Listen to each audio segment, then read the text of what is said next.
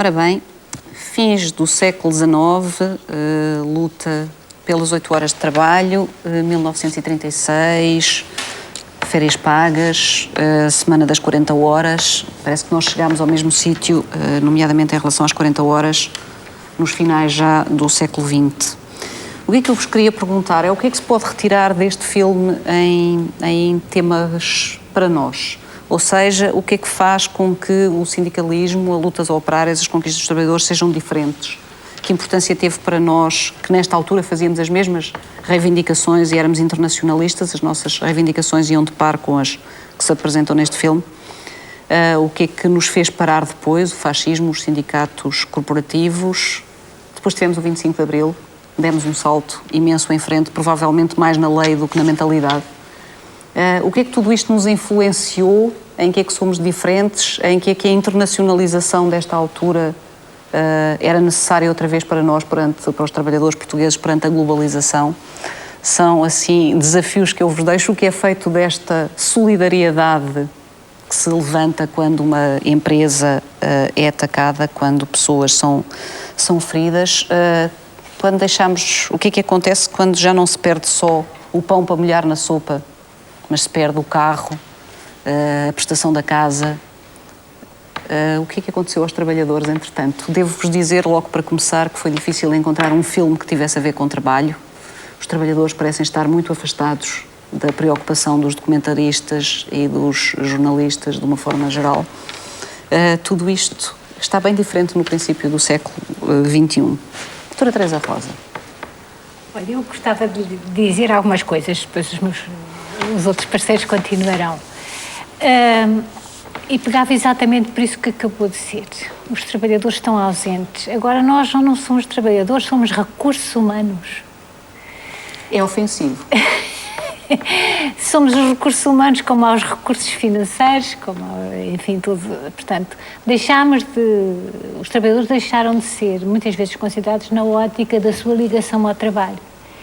E passaram a ser bastante considerados como um patrão ali falava, como seres que são utilizados em função das necessidades da economia, em função das competitividades. Os patrões ainda falam novamente assim, no princípio do século XXI? Falam bastante assim, dominantemente assim. O negócio é que conta, nós temos problemas de negócios, e existem, evidentemente, problemas de negócios, precisamos de os resolver de uma determinada maneira e muitos dos patrões portugueses ainda estão a pensar resolver os problemas da economia com a forma como gerem a relação com os trabalhadores. Não pensam noutras formas mais expeditas de resolver os problemas de negócios, como sejam inovar, criar, importar tecnologias, desenvolver investigação, etc. Pensam resolver ainda muito à custa do trabalho barato e os trabalhadores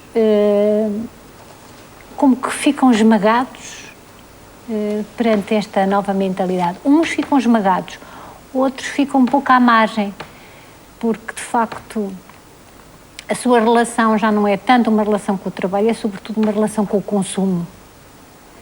E, portanto, desde que consigam ter meios suficientes para terem um consumo que lhes dê alguma satisfação, já vão sendo um pouco indiferentes, por exemplo, às questões do horário de trabalho.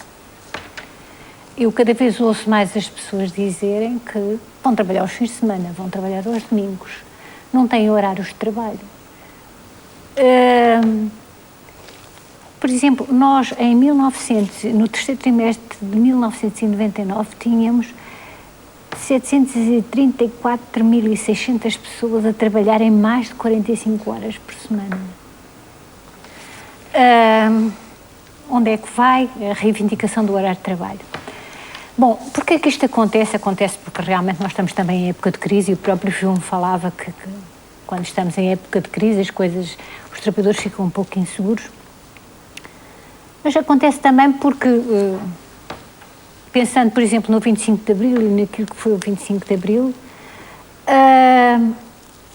dá-me a ideia que nunca foi um movimento verdadeiramente profundo que implicasse as pessoas no seu todo.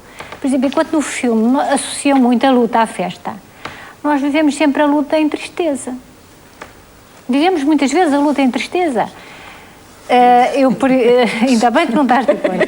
Já vi que há um desacordo, deixa-me passar. Há bocado o professor Marinos Pires Lima estava a falar das lutas de trabalhadores durante o fascismo, nomeadamente dos 1º de maio de 61 e 62, e depois falou também do maio de 74. Nessa altura vivemos como uma perfeita festa. Pois, eu gostava exatamente de falar nisso, porque não propriamente a partir de estudos, mas a partir da minha própria vivência pessoal. Em 61 e 62, como se sabe, o movimento estudantil teve uma importância grande em Portugal. Primeiro porque era a contestação da guerra colonial e segundo porque era uma luta pela democratização da sociedade portuguesa. Em Lisboa, em Coimbra. E ao mesmo tempo desenrolavam-se lutas operárias e lutas camponesas, e aqui eu queria salientar em particular o 1º de maio de 62, em que realmente muitos milhares de trabalhadores do Alentejo conseguiram impor o horário das 8 horas de trabalho por dia, sem o consentimento patronal, sem uma legalização oficial, contra a repressão. Nessa altura morreu um trabalhador de Alcochete, o Estevão Giro, que era militante comunista. E eles, nessa altura, conseguiram fazer isso, o que foi extremamente importante. E, ao mesmo tempo, lembro-me que em Lisboa, no 1º de maio de 62 também, lembro-me que estava no Rossio, e houve manifestações importantes no Rossio e em toda a Baixa de Lisboa, com a polícia a intervir. Lembro-me do medo que eu senti, precisamente, com aquela repressão toda, mas aquilo durou até às 2 da manhã. Até às 2 da manhã. Mas aparentemente a polícia intervir é uma boa forma de unir as pessoas para lutar. Sim, mas já agora para voltar a um período mais recente, que é exatamente o 25 de Abril, e a propósito daquilo que a Teresa dizia. Eu considero que não só o 25 de Abril, mas principalmente o 1º de maio de 74, foi aquilo que, de algum modo, sem grande preocupação de rigor, agora com os termos, permitiu transformar um golpe de Estado numa revolução. E o 1º de maio de 74, que alguns de nós vivemos na Avenida Gago Coutinho até ao estádio da FNAT, depois transformado em estádio 1º de maio, foi uma manifestação que foi uma verdadeira apoteose. Uma verdadeira apoteose que realmente transformou as lutas operárias que já existiam nessa altura, e em que o movimento operário teve um papel importante, porque com o movimento operário se juntou a reforma agrária, se juntaram as ocupações de casa, se juntaram as lutas pela democratização do ensino. De facto, transformou de uma maneira substancial a sociedade portuguesa, e aí o movimento operário teve uma importância muito grande. Elísio Estanque ouviu discordar, dizer que não era apenas que a luta tinha sido também festa, mas há bocado falámos também das questões de consumo. E eu pergunto, então, tivemos luta e tivemos festa e agora estamos mais preocupados com o consumo do que com o trabalho? Não, quer dizer, eu penso que, de facto, embora o discurso político dos atores principais, dos principais protagonistas, portanto, deste tipo de experiências históricas ao nível, nomeadamente, do movimento sindical, sempre tenham acentuado a componente da luta ou a componente da resistência contra os diversos tipos de contrariedades que o mundo operário sempre sofreu, eu penso que, de facto, na prática sempre permaneceu nestes ambientes uma componente lúdica, uma componente de solidariedade, de comunhão e de festa, de alguma maneira. Embora revestido de um discurso muitas vezes radicalizado e de um discurso muito forte, politicamente muito empenhado, mas eu penso que a componente da festa fez sempre parte, digamos, da estruturação cultural das coletividades operárias. E, portanto, vejamos, por exemplo, aquilo que se passou ali no filme, esta comunidade de Formi. Eu penso que para mim é particularmente curioso porque, digamos, é um contexto relativamente localizado, onde as pessoas mantêm as suas relações e os seus ambientes, digamos, de comunidade, portanto, localizada, Embora, ao mesmo tempo, e esta é uma ambiguidade que eu acho que é curioso de refletir, ao mesmo tempo que o operariado se afirmou durante muitos anos, e talvez durante estes últimos 150 anos, pelo menos, não é? Como, digamos, um sujeito, ou houve quem dissesse um suposto sujeito da transformação histórica, portanto, com um discurso e com um objetivo político e de transformação social que visava, digamos assim, uma sociedade justa, uma sociedade digamos, que agradasse e que distribuísse, digamos, a riqueza e os recursos materiais de uma forma mais igualitária. Apesar de tudo, as principais lutas de resistência e aquilo que na prática dinamizou o movimento sindical e o movimento operário foram, em larga medida, digamos, tiveram lugar em ambientes muito contextualizados, onde a componente comunidade, digamos assim, foi sempre um pilar muitíssimo importante. Hoje em dia, eu penso que é precisamente essa componente que se está a esbater e que se está a fragmentar um pouco por todo lado. E aquilo que eu dizia há pouco, digamos, da contraposição entre uma cultura do trabalho e uma cultura do consumo, eu penso que nos contextos atuais das nossas sociedades, enfim, mais desenvolvidas ou semi-desenvolvidas, porque a questão portuguesa aí também pode ser, digamos, objeto de discussão, o que está a acontecer é que realmente, perante a impossibilidade do trabalhador no local de trabalho, digamos, participar de um modo ativo em estruturas coletivas onde germinou durante muito tempo este sentido da solidariedade e digamos, a capacidade de resistência face ao poder patronal, nomeadamente, e de luta ofensiva, como foi também ali o caso, há como que, porque todo, digamos, o mundo do trabalho está a alterar, é um assunto que eventualmente poderemos voltar a ele, mas há como que uma espécie de compensação simbólica em que o trabalhador procura individualmente níveis, digamos assim, de compensação das suas frustrações diárias através das diferentes componentes do consumo. E estou a falar de consumo não apenas no sentido material, mas talvez mais de uma atitude consumista que hoje predomina na sociedade e, em larga medida, também entre setores significativos da classe trabalhadora, não é? E isto tem as suas implicações. Mudança na própria imagem do trabalho, dos trabalhadores, passamos a recursos humanos, mas a doutora Maria da Paz há pouco estava a falar de um exemplo de uma empresa que era absolutamente idêntica, quase, àquelas que vimos hoje, por exemplo, neste filme. Exatamente. Eu estava a referir o caso de uma empresa moderna do têxtil, que se pode classificar entre as 5, 6 empresas mais modernas do têxtil em Portugal, com tecnologia avançada, de primeira geração, se pode dizer assim, enfim, em relação à atualidade, e em que se entra no pavilhão das tecelãs, que já não se chamam tecelãs, são operadoras de máquinas de tecelagem, que controlam, digamos, um conjunto diverso de máquinas. É um universo em que se entra de máquinas imensas, de um ruído estrondoso e de poucas figuras humanas que, silenciosas, estão atentas ao partir do fio às máquinas que estão atrás de si, às máquinas que estão à sua frente, e que aprenderam, através da audição, a controlar essas máquinas.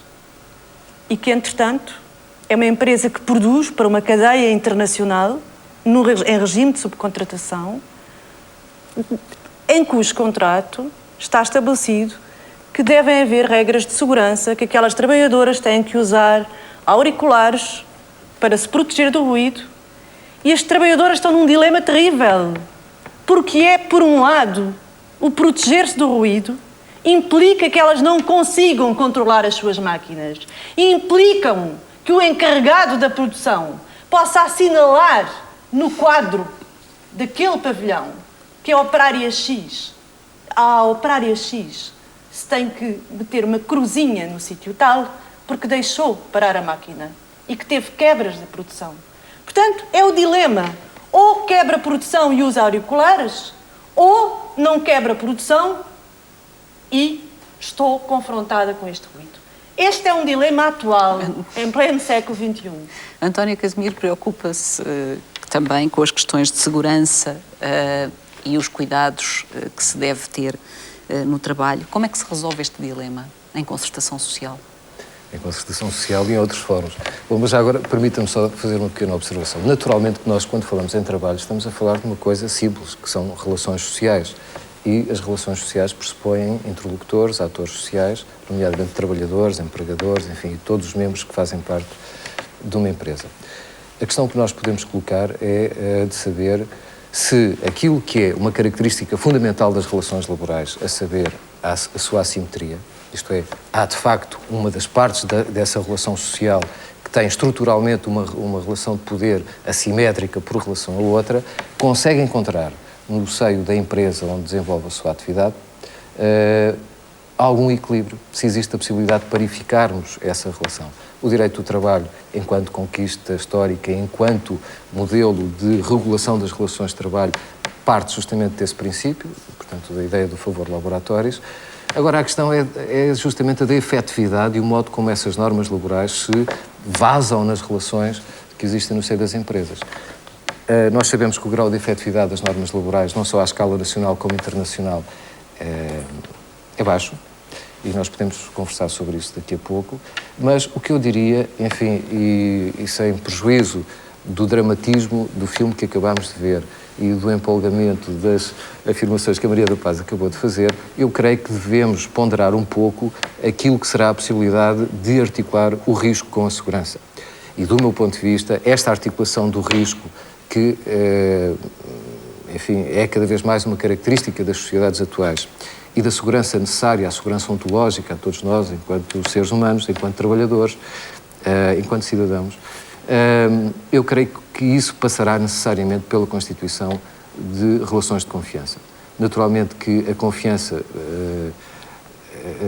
será, porventura, aquilo que nós menos temos ou que temos pouco em termos de boas práticas nas nossas empresas, mas teremos alguns exemplos de boas práticas. Portanto, eu diria, há aqui um tríptico que é risco, segurança, confiança, que nos tem que ajudar a pensar o futuro do mundo do trabalho. Porque, repara, não há trabalhadores sem empresas, mas também não há empresas sem trabalhadores. Portanto, temos que encontrar aqui necessariamente um certo patamar de equilíbrio. E já agora, que estávamos a falar de segurança e higiene no trabalho, eu diria que é preciso atender ao facto de que aqui, neste tipo de relações onde pesa o fator risco profissional, acidente de trabalho e, enfim, e toda a discussão dos riscos profissionais, é justamente um bom exemplo onde nós temos que encontrar formas de parceria e de confiança entre os trabalhadores e os empregadores. A Maria da Paz estava a frisar um aspecto, um exemplo que é gritante e que, de facto, merece a nossa justa indignação, mas que, por outro lado, também me faz pensar que é preciso fazer um enorme esforço em termos de formação, quer do tecido empresarial, quer dos próprios trabalhadores, no sentido de serem promovidas as condições de segurança e higiene no trabalho e que elas sejam efetivas. Nós, em Portugal, ainda recentemente tivemos uma boa experiência, foi assinado um acordo em sede de concertação subscrito por todos os parceiros sociais, justamente porque se entendeu que esta questão de que falava a Maria da Paz é uma questão de interesse público, é uma questão pública e, ao selo, exige uma atitude proativa e de grande responsabilidade por parte de todos os parceiros sociais, sindicatos e empregadores. Efetivar este acordo é um desafio e eu espero que daqui a uns tempos possamos voltar a discutir sobre isso. Falou de parceria e de confiança. Quer a Teresa Rosa, quer o Elísio Estanque têm experiências de observadores participantes em locais de trabalho. Confiança é como se pode definir as relações entre patronato e trabalhadores? Eu por acaso, peço desculpa à Teresa Rosa por me antecipar, eventualmente. Por acaso estava precisamente com vontade de intervir na sequência da intervenção do meu colega e amigo António Casimiro, a propósito da questão da confiança. Realmente, as questões da confiança e as questões da segurança são aspectos centrais, digamos, são problemas de fundo das nossas sociedades em geral, não é? No caso das relações de trabalho, eu penso que o problema é que as condições de negociação, digamos assim, para alterar as situações objetivamente, no sentido de conferir segurança aos trabalhadores, são hoje mais difíceis do que nunca.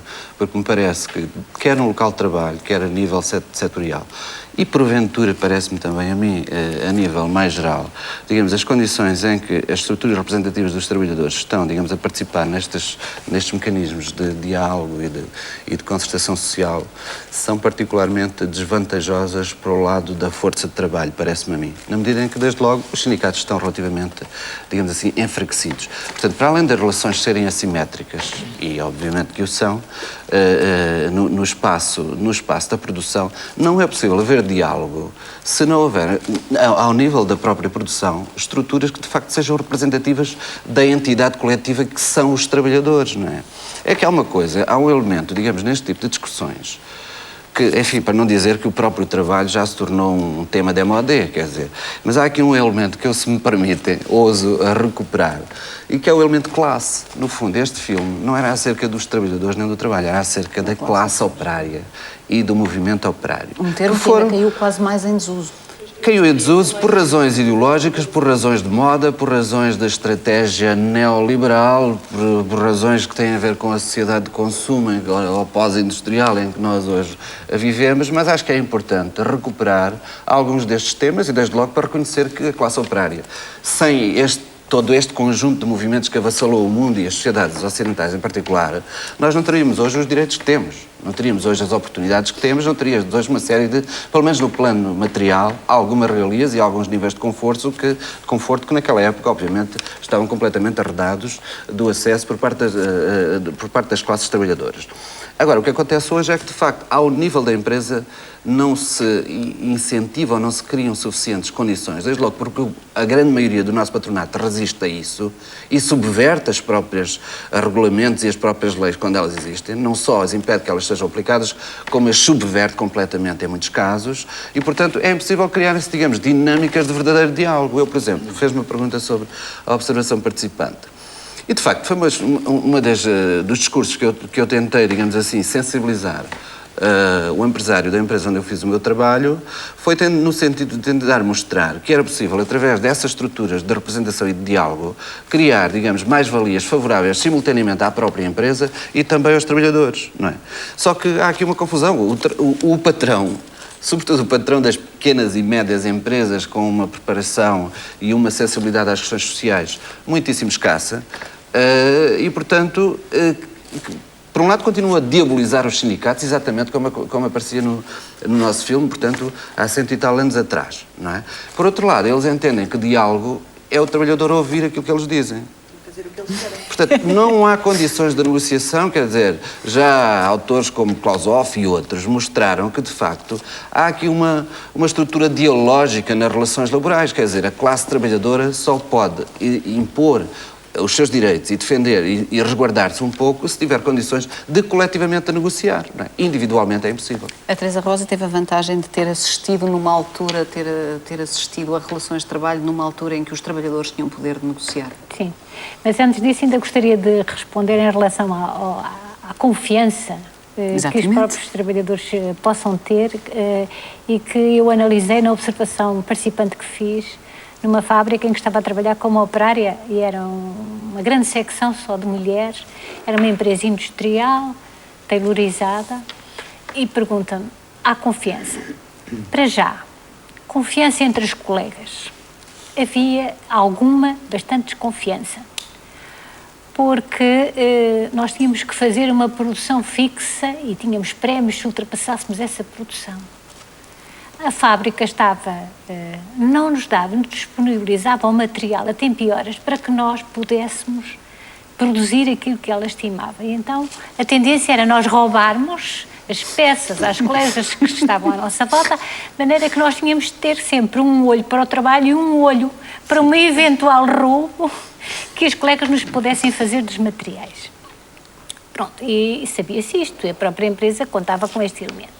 Depois também se desconfiava bastante de que num desabafo contássemos alguma coisa à nossa colega que isso pudesse ser transmitido ao chefe e se convertesse num castigo, que viéssemos a sofrer mais tarde.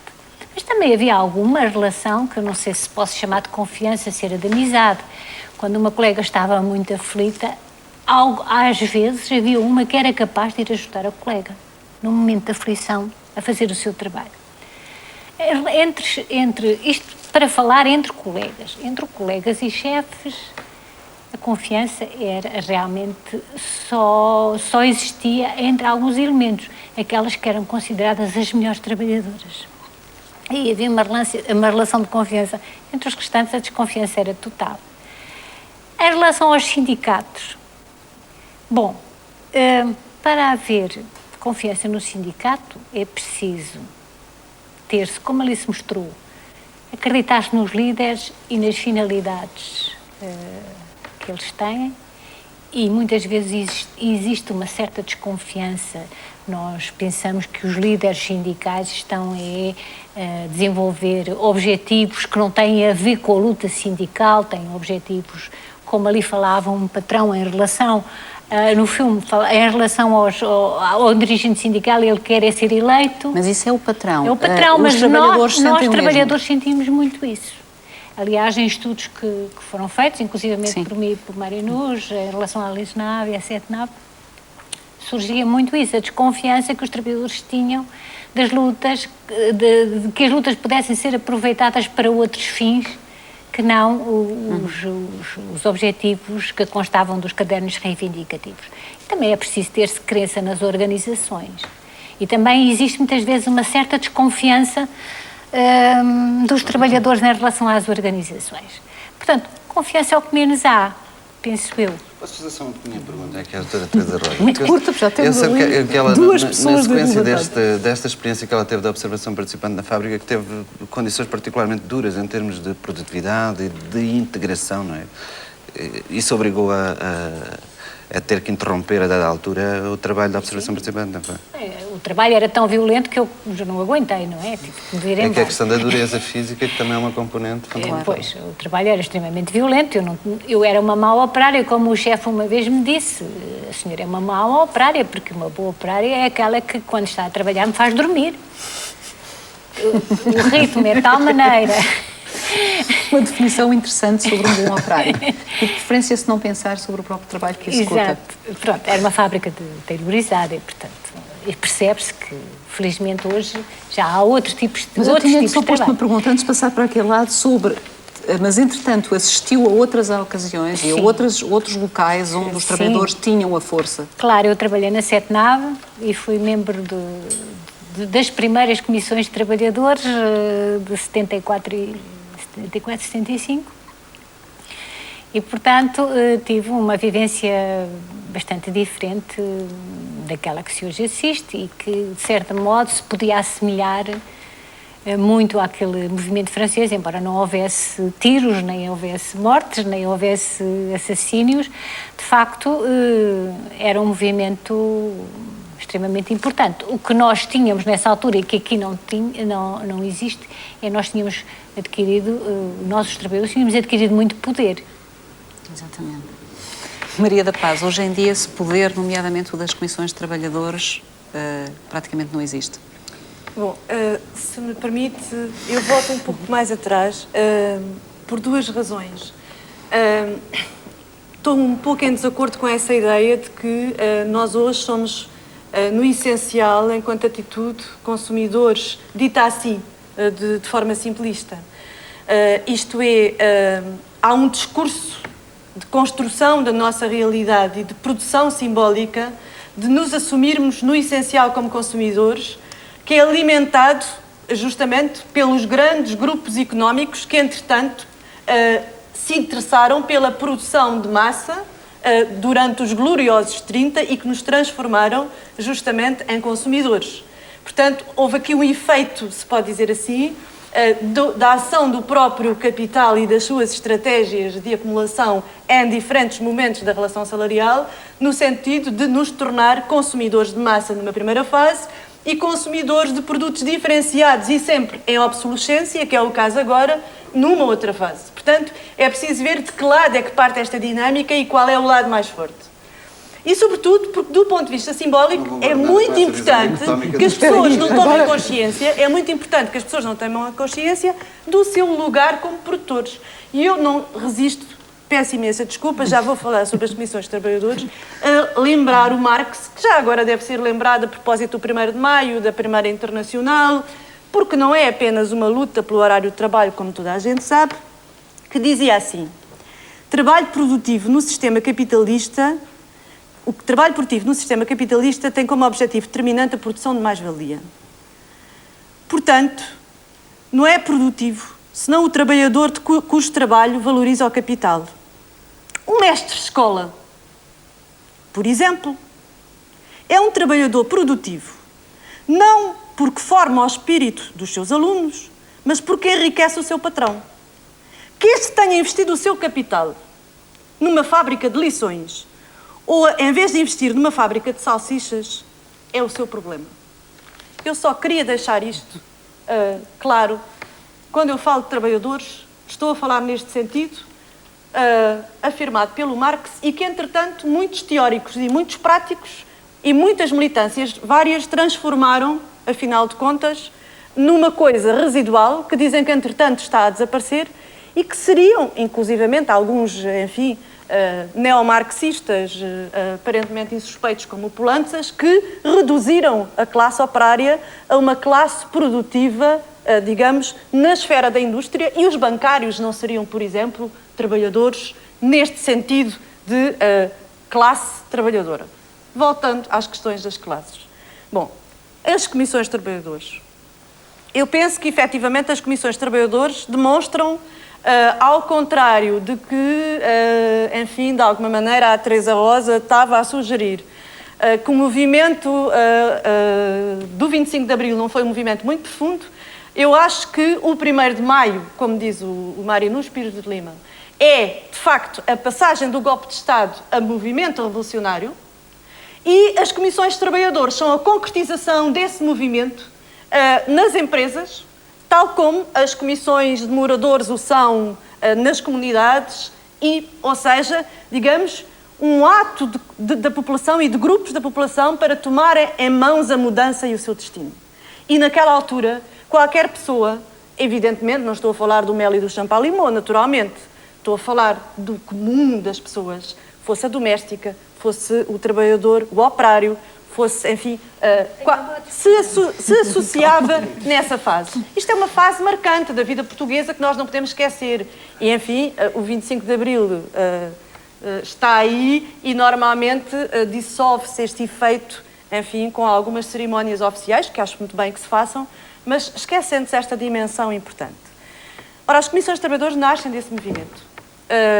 Eu penso que são instrumentos que ainda existem na Constituição, na legislação. E, retomando aqui as questões do Casimiro sobre a efetividade, de facto, houve alguns aspectos da legislação sobre comissões de trabalhadores que não se traduziram em regulamentação, como já foi aqui referido, não é?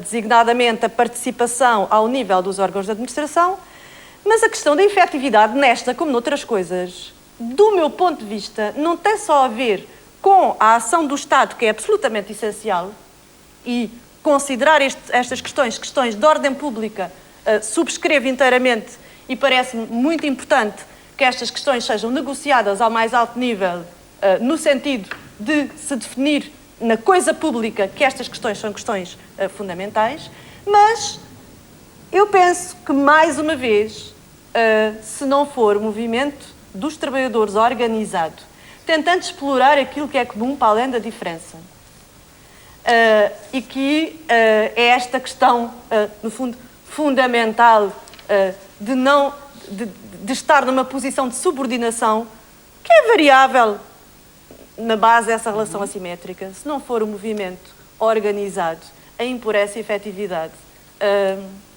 as questões, mais tarde ou mais cedo. Agora, que elas existam no papel é bom, porque não se sabe se um dia destes vai ser preciso acioná-las outra vez. O professor Pires de Lima seguiu de perto... Sim, mas depois já pode discordar. Seguiu de perto as lutas de trabalhadores, as lutas operárias que seguiram ao 25 de Abril. O que é que mudou, entretanto? Mudaram várias coisas, mas eu gostava ainda, voltando também um pouco Está atrás e retomando, aliás, questões que foram colocadas pelos meus colegas, para já uma questão levantada pelo Casimiro. Não é por acaso que no processo de concertação social em Portugal os temas que foram objeto da assinatura por todos os parceiros sociais, sublinho isto, foram os temas da segurança e de higiene do trabalho, por um lado, e os temas do emprego e da formação profissional em 91, e que este ano foram também objeto de assinatura por todos os parceiros sociais, para além da assinatura de um anexo ao Plano Nacional de Emprego. E estes dois temas parece que permitem um consenso que noutras matérias de concertação social não tem havido e que vale a pena sublinhar, restando, evidentemente, todo o trabalho de transposição de acordos ou de leis à prática. Porque nós temos, como se sabe, uma das constituições e leis laborais que são das mais avançadas, porque também são das mais recentes do mundo, mas depois a efetividade prática dessas leis e desses acordos é, por vezes, muito precária. Em segundo lugar, e agora respondendo mais diretamente à questão da Diana Andringa, sobre o que é que mudou, eu disse que, e aliás baseio-me aqui no livro que com a Teresa e com outros colegas escrevemos sobre a ação sindical e o desenvolvimento, no 25 de abril de 74, realmente o movimento operário teve um papel importantíssimo, as comissões de trabalhadores tiveram um papel fundamental porque os sindicatos ainda estavam numa fase de transição entre sindicatos corporativos e os futuros sindicatos, mas ao mesmo tempo, tal como aconteceu em todos os países e tal como se diz também no prefácio do Michel Vifiorca neste livro, durante muitos anos a classe operária foi o sal da terra. E o movimento operário foi realmente um verdadeiro movimento social nas sociedades industrializadas e foi também no 25 de abril de 74. Mas hoje as coisas mudaram bastante. Aliás, já em maio de 74, lembro perfeitamente que eu estava no estádio que era o da FNAT e que passou a ser o estádio 1º de maio, já nessa altura o Santos Júnior, do MES, tentou falar e foi abafado e foi censurado e não pôde falar nessa altura. Portanto, já nessa altura havia alguma divisão. E o que acontece é que, por um lado, hoje os sindicatos transformaram-se mais em parceiros sociais, não são já propriamente nem o sol da terra, nem o movimento operário, embora evidentemente tenham um papel político e institucional relevante e que não deve ser de modo nenhum desvalorizado. Primeiro aspecto que deve ser sublinhado, portanto, é esta diferença entre aquilo que acontecia em 74 e aquilo que acontece hoje, com toda uma fragmentação que em parte é da responsabilidade dos sindicatos, já lá irei, em parte é evidentemente das estratégias patronais de fragmentação da classe operária. Mas a propósito justamente do 1º de maio que vem aí, um dos aspectos que mais me custa é que, enquanto em outros países o 1º de maio, em alguns países, é comemorado com unidade, já houve várias tentativas de ver as duas centrais sindicais, a CGTP e a UGT, comemorarem o 1º de maio em unidade e essas tentativas nunca resultaram. E isso parece-me ser muito negativo. Da mesma maneira que é negativo o facto de que aquilo que é o internacionalismo operário, aquilo que foi o internacionalismo operário, aquilo que foi a solidariedade operária, muitas vezes é quebrada. Porque nós vemos, por exemplo, em relação ao fecho da fábrica Filvord na Bélgica pela Renault francesa, a enorme manifestação que eu também tive a sorte de assistir, justamente em Paris e depois na Bélgica, e vi a grande unidade, de facto, da manifestação. Admito que tenham estado lá portugueses, mas eu, de facto, não os vi naquela enorme massa de multidão. E o que acontece é que, infelizmente, penso que mais por responsabilidade, admito, dos sindicatos franceses do que dos nossos, quando a Renault fechou a fábrica Renault em Setúbal, eu não vi manifestações de solidariedade internacionalista operária em relação ao fecho da nossa fábrica aqui. E isso realmente é grave. E é possível haver essas manifestações de solidariedade operária quando uma coisa que acontece é, por exemplo, as empresas fecharem num país porque são deslocadas para outro país de mão de obra mais barata? Ou seja, não é natural que os franceses tenham reagido neste caso um pouco como nós não reagimos muito bem quando são tiradas daqui fábricas para irem para a Índia ou para um país da Europa de Leste? A situação não é assim tão diferente como isso, porque quando a Filvord fechou, a Renault investiu na Eslovénia e investiu no Brasil. E quando a Renault, quando a fábrica de Filvord na Bélgica fechou, o que a Renault fez? Fez isso. E em Portugal a mesma coisa. A Renault investiu milhões e milhões de francos em fábricas no Rio de Janeiro e em Curitiba.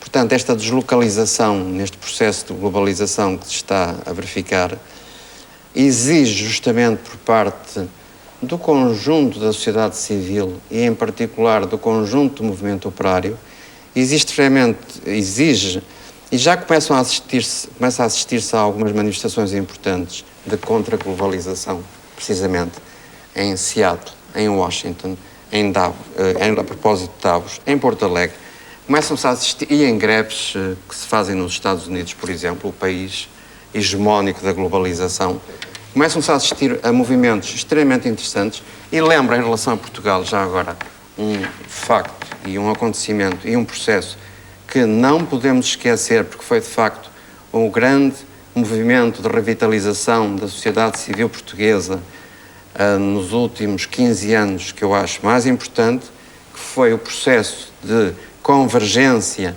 de todo o povo português em relação à causa de Timor, que deu nos resultados que nós sabemos, para além, evidentemente, da importância que teve a luta e a resistência do povo de Timor em relação à repressão indonésia. Mas, de facto, nós vimos ali uma convergência de classes sociais, de gerações, de jovens, de velhos, de toda a gente, que evidentemente não se sem pode dar em torno de instrumentalização de questões de partidos trabalho. políticos. Bom, mas, Em 88 deu-se com a greve geral. houve, exatamente. Se me permite, eu a respeito já que Mário nos introduziu a questão da globalização, é tão bom pretexto. Eu vou citar um aforismo do Ramos Rosa que é assim, e que eu acho que é bem aplicado à questão do trabalho. Tudo está dito, tudo está por dizer e tudo está por dizer do que já foi dito. É por aí. Porque para além do dramatismo daquilo que foi a Constituição e a afirmação na base da desobediência civil e da afirmação por parte dos sindicatos no seu processo reivindicativo, que ficou bem ilustrado no filme, eu proponho-lhe aqui um guião para outro filme, semelhante, que poderá ser feito nos dias de hoje. Na Colômbia, o ano passado, foram assassinados 200 sindicalistas. O trabalho escravo como pagamento de dívidas é prática comum em muitos países de África. O trabalho escravo na Birmânia foi ainda condenado há bem pouco tempo pela OIT. Em 1998, 1.200 milhões de pessoas viviam com um rendimento inferior a $1 por dia. Em 1998, cerca de 1.000 milhões de trabalhadores, isto é, um terço da força de trabalho mundial, permaneciam desempregados ou subempregados. 200 a 400 milhões de crianças trabalhadoras existem em todo o mundo nesta altura. Temos 22 milhões de refugiados. Dos 150 milhões de desempregados a nível mundial, 75% não beneficiam de qualquer proteção no desemprego. Isto são só os tópicos para começarmos o filme. Portanto, o que eu diria é que nós temos que ter um pouco... É um filme de terror.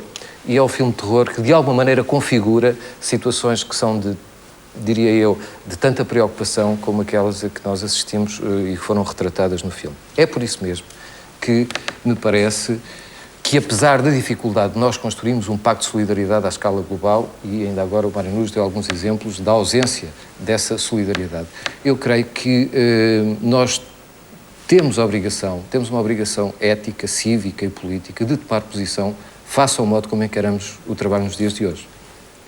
O trabalho tem que ser, do meu ponto de vista, e subscrevo aqui completamente as teses da OIT, encarado de uma forma digna e decente, isto é, devemos ter um trabalho digno e decente à escala mundial, e um trabalho com direitos humanos no trabalho. O conjunto de direitos, a OIT definiu um conjunto de 4 direitos humanos do trabalho fundamentais, os Core Labour Standards, e pela enunciação que eu vou fazer, vamos constatar que são exatamente aqueles que estavam em causa em finais do século XIX. A saber, o direito à negociação coletiva, a proibição da discriminação, a proibição das piores formas de trabalho infantil e, nomeadamente, também a proibição do trabalho escravo e forçado. As coisas mudaram muito. de facto mudaram e, sobretudo, o que mudou foi a crescente globalização de todo o processo produtivo e esta aparente segurança em que as sociedades ocidentais viviam de estarmos cantonados em fronteiras que eram as fronteiras do Estado-nação e que eram também as fronteiras da economia. Nesta altura, a inexistência de fronteiras rígidas, a grande fluidez do capital e, sobretudo, a incapacidade da mão de obra para se deslocalizar, contrariamente às empresas, coloca-nos perante uma situação que é de regime de risco à escala global. E perante este regime de risco à escala global, nós temos que tomar posição. A defesa do trabalho digno e decente é, claramente, uma observação, é uma perspectiva que deve ser sublinhada, como me parece também, e nós podemos talvez depois discutir isto em articulação com a questão da participação, aquilo poderá ser que eu posso designar pelo um diálogo social à escala cosmopolita, se quiser, à escala mundial, porque onde há situações de risco, há também condições de oportunidades e à escala global nós podemos admitir que os sindicatos e outros movimentos sociais podem aproveitar as oportunidades que os processos de interação à escala global concedem e, por aí, afirmarem uma posição contra as marcas. Já agora, estes direitos a que eu me acabei de reportar, que aí sustento eu, devem ser alargados a outros domínios, como segurança e higiene no trabalho, compatibilidade entre a vida familiar e a vida profissional, mínimos de segurança, salários mínimos, creio eu que devem ser assumidos com grande clareza como património comum da humanidade. Isto é, devem ser geridos na base de compromissos que não comprometam as gerações atuais nem as futuras. Já não vamos falar de muito mais coisas, porque estamos a chegar ao fim, mas eu não queria chegar ao fim sem que cada um de vocês falámos do passado, verificámos que, apesar de tudo, ainda há, pelo menos em muitos países, coisas que estão idênticas ou piores àquelas relatadas no filme. Gostava que cada um de vocês respondesse com e agora? E agora, Maria da Paz? E agora, e retomando um pouco as últimas palavras do Casimiro, e agora eu penso que a resposta dos trabalhadores, com diálogo social, ou sob outras formas, ou sobre as suas formas clássicas, terá que ter em conta, eu não gosto de utilizar a expressão globalização, porque pode ser ambígua de sentido, mas terá que ter em conta uma resposta cada vez mais internacional. Porque não se globalizou a justiça social, portanto, há pelo menos duas globalizações, como mostrou Porto Alegre, por exemplo. Portanto, há um problema de justiça social que não se globalizou. Não são apenas os empresários portugueses das pequenas empresas atrasados, entre aspas, como muitas vezes se utiliza, o problema. Nós vemos as grandes empresas multinacionais americanas a ameaçar milhares de despedimentos nos últimos dias. Portanto, a resposta tem que ser necessariamente global. Considero que uma das questões fundamentais é defender um conjunto de princípios, como aquisições, como disse o António Casimiro, da humanidade, de séculos de lutas, porque elas não resultaram da vontade altruísta deste ou daquele governo, mas em grande medida dessa movimentação que foi escrita com páginas de sangue, como este filme mostrou. Portanto, eu penso que tem que haver aqui uma ação dos cidadãos, dos trabalhadores, em geral, neste sentido de respeitar algumas questões para se poder avançar noutras. E nessas questões, as convenções da OIT sobre o trabalho são absolutamente essenciais. Elísio Estanque, a globalização é uma das coisas que também está a estudar. Sem dúvida Pode nenhuma. responder, e agora? É uma componente fundamental e que tem que ser equacionada aqui a este propósito. Mas eu diria que, e agora? É evidente e é verdade que as clivagens estruturais entre o capital e o trabalho continuam a ser um elemento fundamental. Agora, os atores que se propõem participar ou afirmar como motores de alguma resistência, se não da emancipação, digamos assim, têm que olhar para dentro do trabalho, mas simultaneamente para fora do trabalho. Não se pode, e isto seria não tanto um guião para um filme, mas talvez um desafio para alguns dos principais atores sociais neste domínio, nomeadamente os sindicatos, e o desafio era este. Os sindicatos têm que saber, por um lado, articular os seus problemas locais com os problemas globais. têm que olhar para fora e desenvolver um olhar, digamos, projetivo das tendências atuais, não é? Alguns autores interessantes falam neste momento, por exemplo, da brasileirização do Ocidente, quer dizer, enquanto até há pouco tempo nós pensávamos que eram as sociedades ocidentais que iam à frente em tudo, na questão, por exemplo, das novas segmentações nas relações de trabalho e das novas formas de precarização, essas sociedades estão, de facto, em situação mais grave, mas elas funcionam como um referente premonitório daquilo que está também a ser aprofundado. Há uma periferização do centro desenvolvido, os trabalhadores já perderam, digamos, os seus níveis de segurança também a esse nível. E, portanto, os sindicatos terão que, por um lado, articular-se com as lutas da resistência ou contra-hegemónicas ou de sentido emancipatório, que são promovidas em grande medida por organizações sindicais, mas por outras organizações não governamentais e por outros atores dos movimentos sociais, nomeadamente alguns deles sediados na esfera do consumo, que são transclassistas. O problema é que, em termos políticos, a classe, nomeadamente a classe operária, deixou de ser o super-sujeito da história. E, portanto, se o movimento operário sindical quer ainda ter a oportunidade de marcar posição, tem que se articular com outros atores. E isto na esfera transnacional, por um lado, mas também na esfera local. Não pode olhar só para o que se passa dentro da empresa, mas também para o que se passa à volta. Para os excluídos, para os pobres, para os marginalizados, não é? Pois, e agora? O primeiro aspecto que eu queria focar é o seguinte. No outro dia, numa entrevista que a Maria Elisa fazia ao atual Ministro do Trabalho, ele referia a frase do Reich, o Ministro do Trabalho do Clinton, o Primeiro-Ministro do Trabalho do Clinton, sobre o eles e nós, que eu acho que é muito pertinente. Ou seja, a maneira como as pessoas encaram a respectiva empresa ou outros locais, falando em eles, e realmente, infelizmente, em Portugal, nós estamos numa situação em que os sucessivos inquéritos que a Fundação de Dublin tem feito mostram que a participação dos trabalhadores nas empresas em Portugal é a mais baixa da Europa, o que obviamente se deve em grande parte ao patronato que nós temos. Primeiro ponto.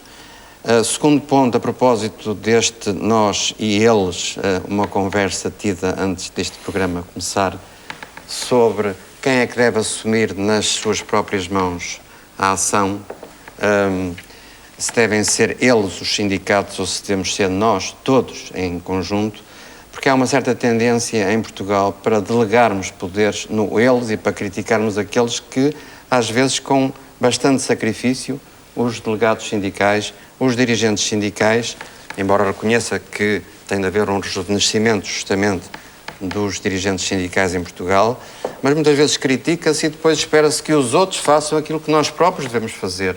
E enquanto não formos nós a fazermos aquilo que temos que fazer e começa a haver eu penso que começa a haver uma certa revitalização da sociedade civil portuguesa com grupos de cidadãos que se unem em torno de certo número de causas importantes que têm que ver com o ambiente, que têm que ver, por exemplo, com a sinistralidade na estrada, etc.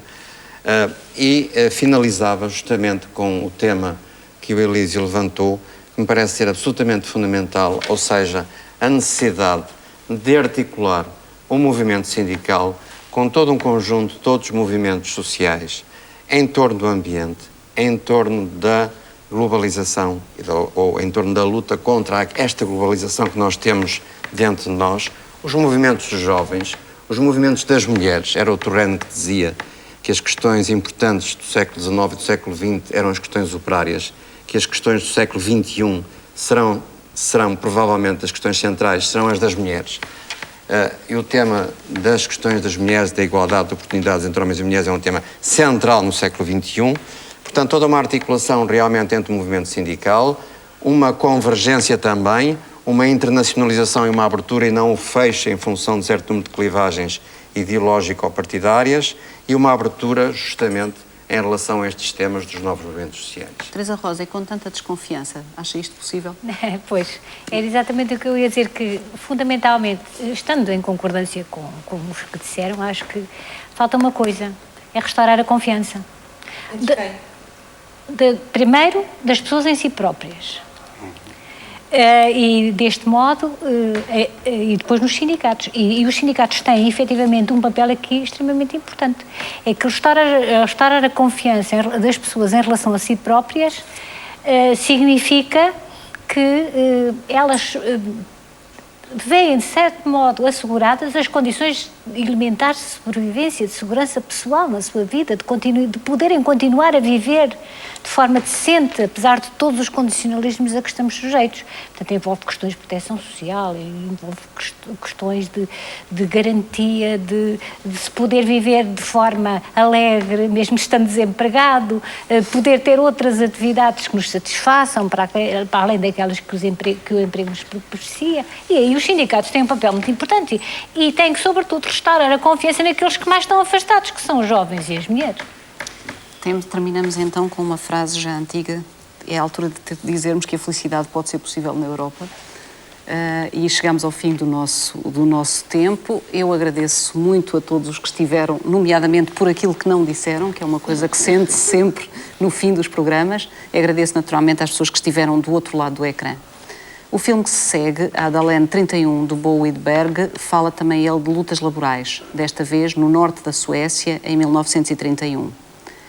Também nele corre sangue quando operários grevistas se manifestam contra o recurso a amarelos para quebrar a luta. Raramente visto em Portugal, é além disso um filme de grande beleza cuja fotografia lembra, segundo os especialistas, a pintura impressionista, embora eu peça desde já desculpa porque as primeiras imagens não estão na melhor qualidade técnica, depois melhora. E se me permitem uma nota pessoal, saliento a cena em que Christine Tidelius fica sozinha com o marido morto, trazido em braços pelos operários. Eu sei que é tarde, mas a Adalene 31 vale bem o esforço. Boa noite, muito obrigada.